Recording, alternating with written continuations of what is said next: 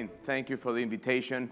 I apologize if I'm a bit emotional, but every time I hear the story of your father, Professor Totti, I'm deeply touched because I've been in a similar situation, and my daughter and my wife were relentless advocates for my freedom, and I have the faith and hope that you will see your father again.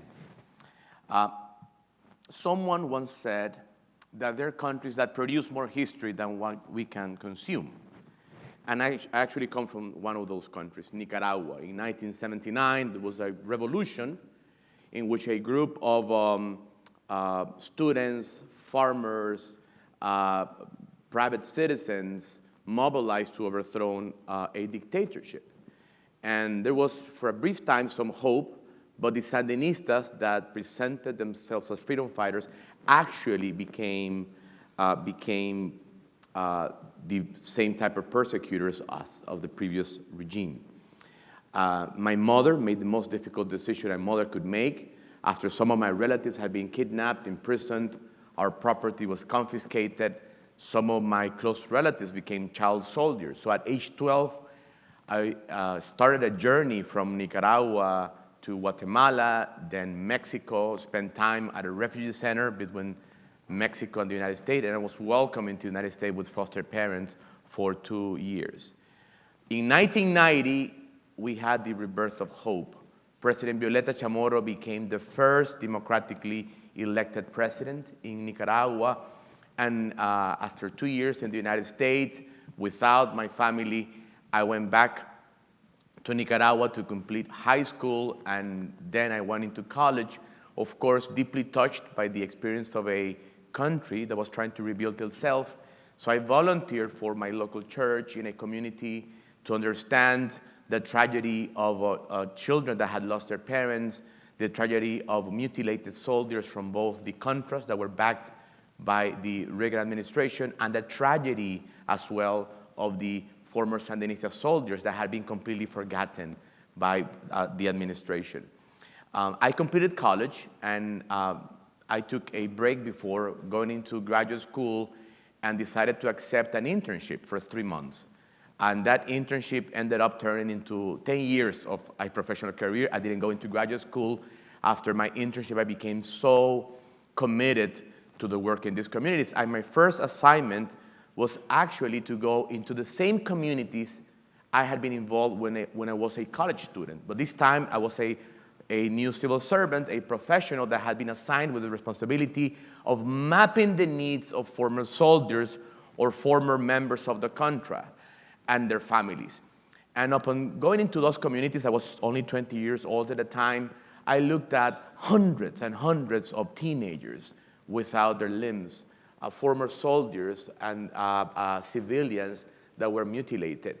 And my curiosity and pain moved me to ask an expert on explosives why there were so many mutilated people. And what he told me struck me. He said, well, because there's something called anti-personal landmines. These are small explosive devices that are designed not necessarily to kill the soldier when he steps into this landmine that is hidden in the ground, but it has enough explosives to mutilate the person, because when an explosive blows and this person is mutilated, it requires other combatants to carry this person. And once the war is over, they continue to be in the ground, sometimes for decades, and the cost of rehabilitating this person is much higher than the cost of a casualty. And that's why we have that. However, 50% of the mutilated people are civilians. For example, a child that 15 years after the conflict is working as a shepherd and steps on this explosive device and loses his leg, and his life is completely destroyed when he's 8 years old, 10 years old. So that was my work for 10 years. We had something magnificent in 1997. Civil society around the world mobilized against something that the United Nations labeled inhumane weapons. If you ask me, I believe that all weapons used in civil wars should be inhumane. However, these type of weapons are designed precisely to create excessive pain and suffering. And this global civic movement from the grassroots eventually became the Ottawa Convention, approved in 1997, the first disarmament convention approved not by politicians, not an idea that came into the halls of a diplomatic mission, but a treaty that was the result of students like you that mobilized around the world to ban landmines. When I completed my tenure after 10 years in civil service as the head of disarmament and Secretary General of the Department of Defense, in charge with veteran affairs, I decided to start a career as an academic, trying to study authoritarian tactics around the world, trying to study the result of torture, trying to study the result of civil wars. And we just heard that 72% of the world lives in some sort of autocracy. However, you are seeing a map that was released today by Freedom House. So you're seeing this first notice. It's no longer 72%, it's 80% this year. For 19 consecutive years, the world has seen an erosion of democracy. Only 1 out of 5 people on earth lives in a free country. And 78 countries in the world have political prisoners and some type of arbitrary detention on prisoners of consciousness. That's more than 1 million people around the world. I was one of them. In 2018, many of my students and many other Nicaraguans went out to the streets to protest for the reforms that the Ortega regime had done.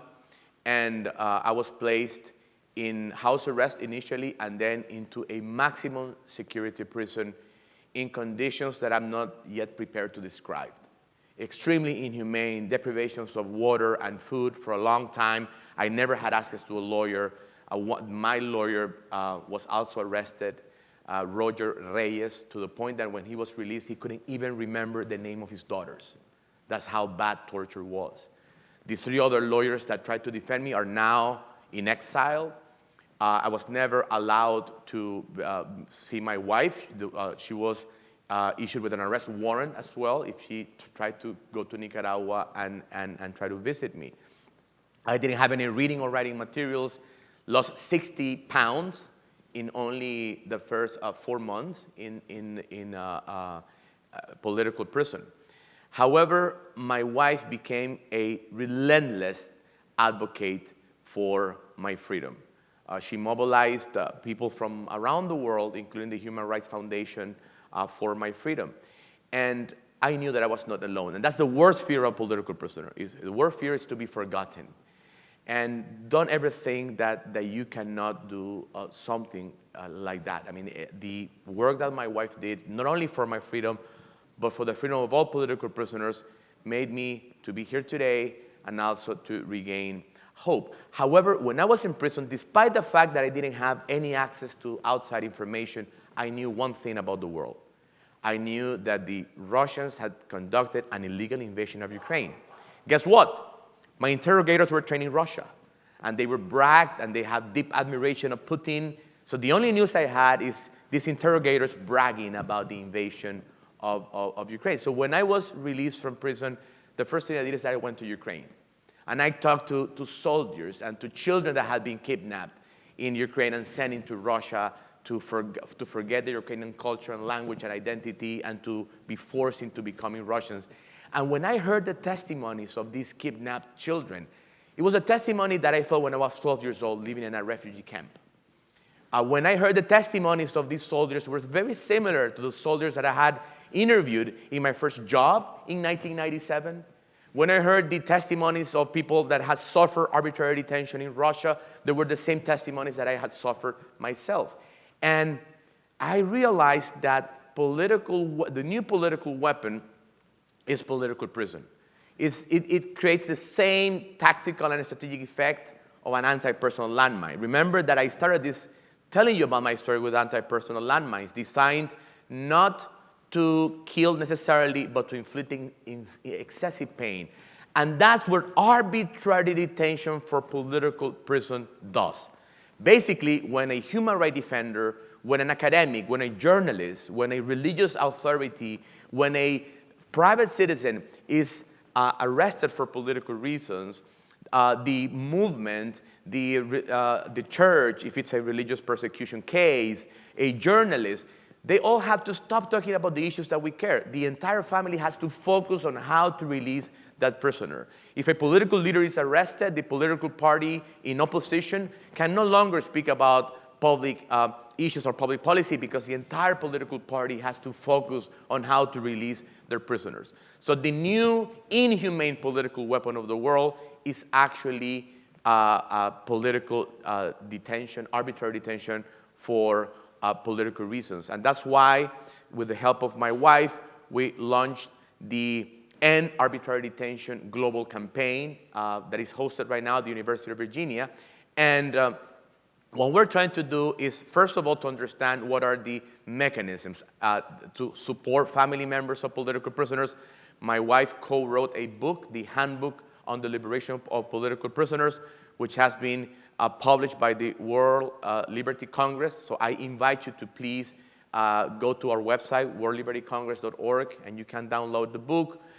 But we also realize that the world doesn't have a consensus or a definition on what is a political prisoner. A political prisoner is not a politician in prison. In some parts of the world, that's actually good news.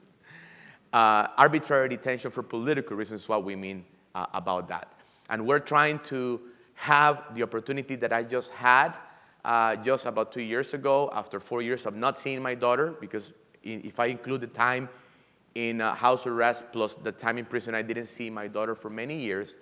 And when I was released, thanks to the relentless effort of my wife, I was able to hug my daughter Alejandra again. And I hope that the daughters and the sons of other political prisoners can see their children again. But they can only do that with your support. If you join a global movement that could replicate the Ottawa Convention and create an international treaty that tackles this global political inhumane weapon or arbitrary detention for political reasons.